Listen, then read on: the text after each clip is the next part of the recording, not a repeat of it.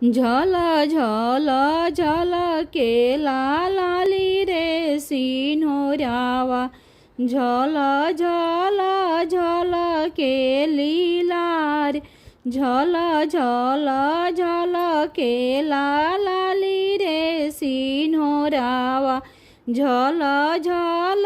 झल के लीलार झल झल झल के लीलार झल झल झल के ली बेटी हो सुंदर हो बेटी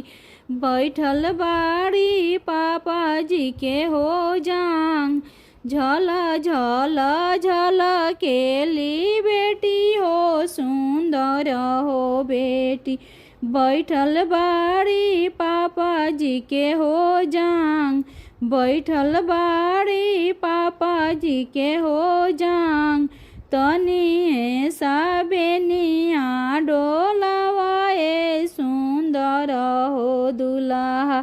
गरमी भिजेला लामी हो केस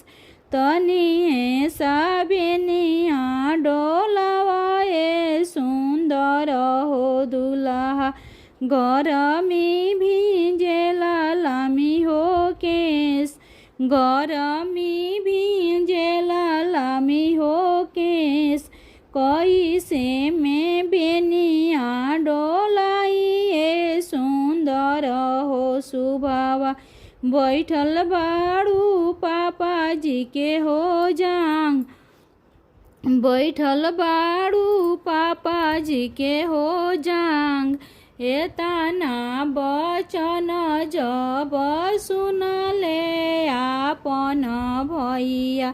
हाँके लगले अपनी रुमाल एतना बचन जब सुनले आपन हो भैया